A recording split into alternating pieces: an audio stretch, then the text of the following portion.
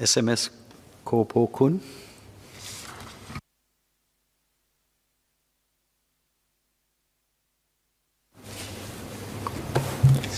Mr. Deputy Speaker, sir, I thank the members who have spoken for their support of this bill. I will address the queries that they have raised in their speeches. In my opening speech, I outlined the need for a steady supply of dentists each year to meet the expected demand for dental services by Singaporeans. Mr. Ip Hong Weng expressed concern that we need to increase our number of dentists in Singapore. Singapore indeed has a lower ratio of dental professionals per capita as compared to the OECD countries. Hence, the DRA schedule was revised comprehensively in 2008 to allow for the registration of a wider range of foreign dental qualifications. The dental workforce has experienced a 3 to 5% year-on-year growth since then. Let me now come to the issue on the present status of the dental workforce raised by Mr. Ang Wei Neng, Mr. Louis Ng, and Mr. Ip Hong Weng. To ensure adequate supply and continuity of dental care for Singaporeans, we have also increased our dental training pipeline to meet the growing dental care needs of our aging population and to ensure a target ratio of 1 dentist to 2,200 people or 0.45 dentists per 1,000 population by 2030. The student intake into NUS dental faculty has historically been derived based on the targeted dentist to population ratios. Now, predicting how many dentists we will need in the future is actually not a very easy task. There are factors to consider, including population demographics that evolves over time, the different dental awareness amongst the population, and also the health-seeking behavior of our people. Singapore currently has 0.84 visits to dentists per capita per year. This is low compared to the average of 1.3 in the OECD nations. We project an increase to 1 visit to dentists per capita per year by 2030. And with that, we will require a ratio of 1 is to 2,200 dentists by 2030. The annual intake into NUS faculty of dentistry has increased by 36%, from 44 in the year 2008 to 60 in the year 2018. Based on our service building parameters, with the increased dental student intake of 80 per year this year, we expect to be on track to reach our target dentist to population ratio of 1 to 2,200 by the year 2030. And we will, of course, continue to look at the evolving needs and to adjust the NUS faculty intake when necessary. As pointed out by Mr. Ip Hong Weng, it is important to have competent and well-trained dentists in Singapore. I couldn't agree more. All of us who ever see a dentist will want the dentist to be competent. Currently, foreign-trained dentists who have graduated from the universities on the DRA schedule can apply to register to practice in Singapore if they fulfill the requirement to secure employment with a dental clinic or a healthcare institution, which is largely driven by market forces. This employment requirement will still be applicable when the new measures come in force. Given the high degree of variability in overseas clinical practices and the dental curriculum of overseas universities, based either on the DRA schedule or otherwise, the qualifying exam is therefore an important assessment to determine the clinical skills and competencies of a dentist, which are fundamental to the practice of dentistry, and thus would ensure that the quality and competencies of foreign-trained dental graduates who are eligible to register and practice in Singapore remain high. The qualifying exam, which is administered by the NUS Faculty of Dentistry, is benchmarked to the final year professional dental examination that locally trained dentists are required to pass before they can obtain their Bachelor of Dental Surgery degree from NUS. As such, the qualifying exam should be required for foreign-trained dentists applying for conditional registration, irrespective of their nationality. I turn now to address Dr. Shahira Abdullah's and Mr. Louis Ng's queries on the number of attempts allowed for the qualifying exam. Now, to recap, the qualifying exam comprises 3 parts, and the candidates will be provided with the qualifying exam syllabus and related preparatory materials. For foreign-trained Singapore citizens and permanent residents who pursue dental qualifications found in the DRA schedule and wish to practice in Singapore, there will be no cap on the number of attempts to pass each part of the qualifying exam. For other foreign-trained dentists who pursue dental qualifications found in the DRA schedule, and they wish to practice in Singapore, there will be a cap of 2 attempts to pass each part of the qualifying exam, with each second attempt having to be within 12 months of the first attempt. This has been the practice currently, and there will be no change to this. Now, historically, in the final Bachelor of Dental Surgery exam here in NUS, over 90% of local students pass on their very first attempt, and close to 100% pass by the second attempt. Hence, a 2-attempt cap for non-residents, which is the current practice, is a reasonable benchmark for ensuring the standards of those taking the qualifying exam is on par with our local graduates. For foreign-trained dentists, irrespective of nationality, who pursue dental qualifications not found in the DRA schedule list and wish to practice in Singapore, the SDC will review their applications on a case-by-case basis and allow dentists of good repute who meet the requirements to take the qualifying exam to assess their competency to practice in the local context. Dr. Shahira Abdullah asked how the SDC assesses the eligibility of foreign-trained dentists who do not hold a Singapore degree or a degree from a university specified in the DRA schedule to sit for the qualifying exam. As stated in the DRA, this is left to the Dental Council's discretion.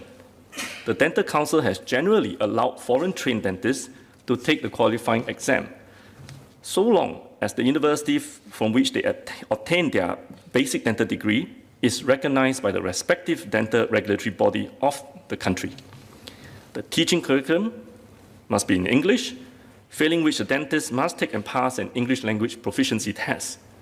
And thirdly, if they meet other requirements like having an offer of employment and whether the foreign-trained dentist has a connection to Singapore, such as being a Singaporean or PR, or married to a Singaporean or PR, or children of PRs, for example, as published in the SDC's website. Mr. Ip Hong Wing was concerned about the timeline for the implementation of the qualifying examination, as this may affect existing overseas Singaporean dentistry students. I think it's a fair concern, but I want to assure members that there will be a transition period of 7 years whereby foreign-trained dentists will still be able to apply for conditional registration under the existing regime, under the current DRA, as the implementation of the qualifying exam is intended to only be effective from 1st January 2029. This means that students who are currently enrolled in or have secured places in dentistry courses overseas and will graduate before 1st January 2029, as well as foreign-trained dental graduates who already hold basic dental qualifications from universities on the DRA schedule will not need to be affected by this change and will be considered for conditional registration to practice dentistry in Singapore if they fulfill the requirements under the current DRA. Mr. Ip Hong Wing has asked for clarification on why the ministry does not just refine the current DRA schedule by removing universities that do not produce graduates on par with local graduates, instead of imposing this qualifying examination. Now, in relation to the DRA schedule, the SDC has reviewed local and overseas practices to assess the clinical competence and eligibility of a dentist for registration.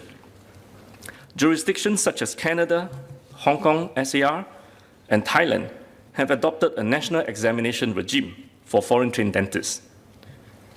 Countries such as Norway and Germany use a schedule of schools and with exemptions on a case-by-case basis for non-citizens. Countries such as Denmark, Ireland, Sweden, United Kingdom, the USA, Australia, and New Zealand have adopted a hybrid of schedules and national examination based on citizenship, location of dental training, or license. And as Dr. Shahira Abdullah has pointed out, the qualifying exam is in fact present in many overseas jurisdictions. And with this amendment, Singapore will be in alignment with the rest of the world. Additionally, the SDC has reviewed the international rankings of the 89 universities in the DRA schedule.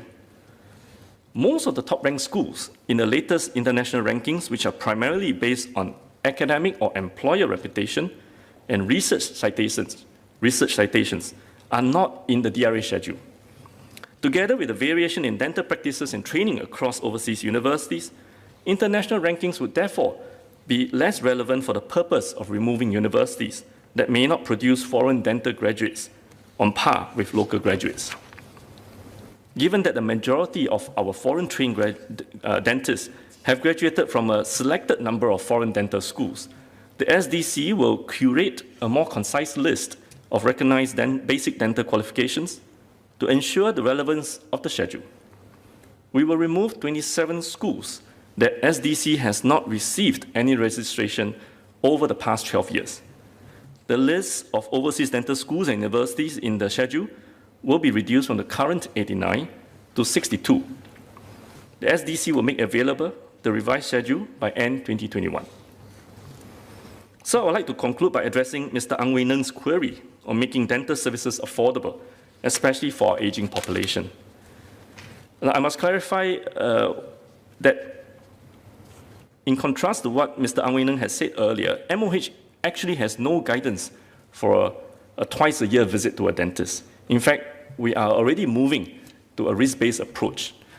For example, which is what is practiced in the UK as well, where those who are deemed to have low dental risk actually may only need to see the dentist once every 2 years.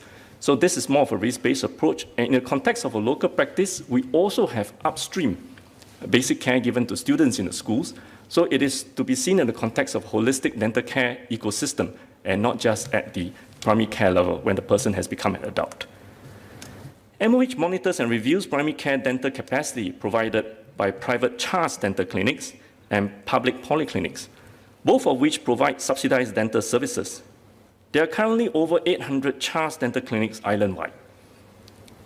Pioneer Generation, PG, or Merdeka Generation, as well as charged blue and orange card holders, enjoy subsidies for selected basic dental services at private charged dental clinics.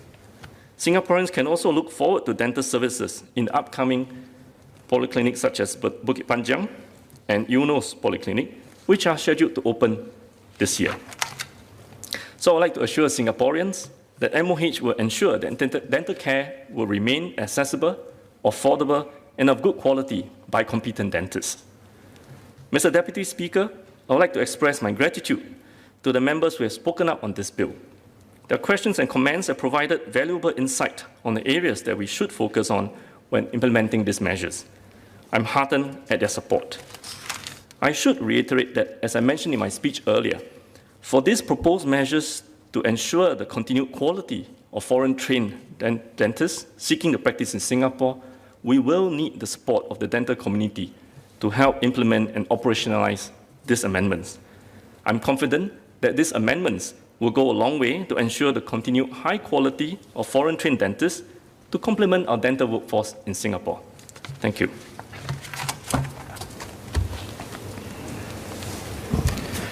Dr. Shahira Abdullah, you have a clarification?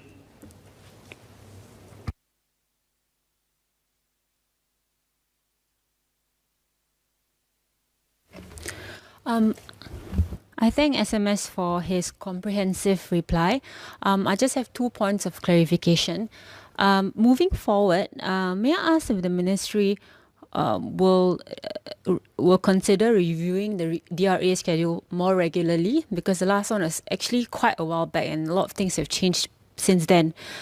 Secondly, is it moving forward in a manner in which to only allow schools on the DRA schedule to take the QE for better clarity of all those involved, instead of depending on the council? Thank you.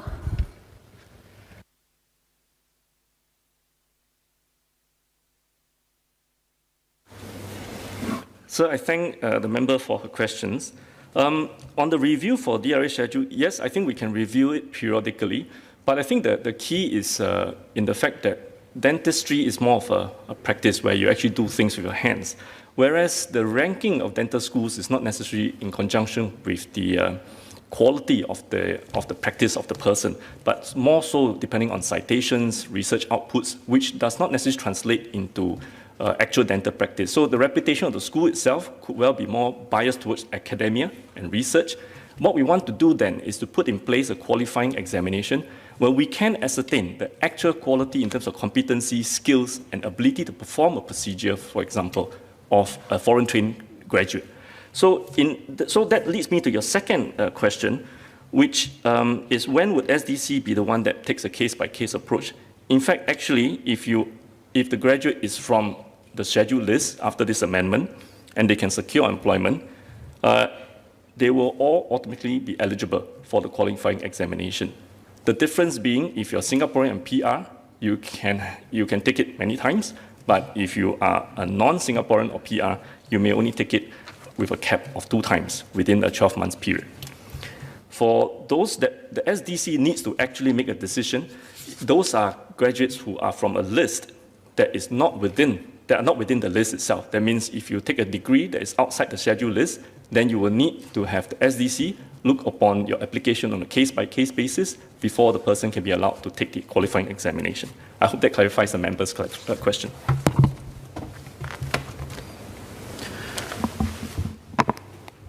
The question is that the bill be now read a second time. As many as are of that opinion say aye. To the contrary say no. I think the ayes have it. The ayes have it. Dental Registration Amendment Bill. Committee stage what day? Now, sir, I beg to move that Parliament will immediately resolve itself into a committee on the bill. The question is that Parliament will immediately resolve itself into a committee on the bill. As many as are of that opinion say aye. To the contrary say no. I think the ayes have it. The ayes have it.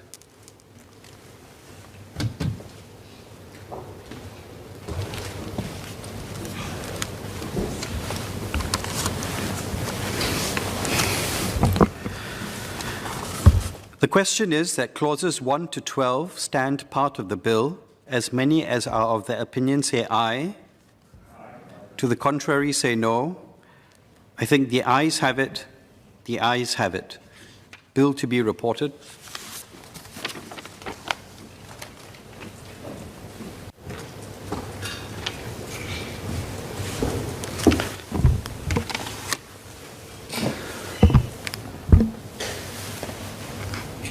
Minister for Health.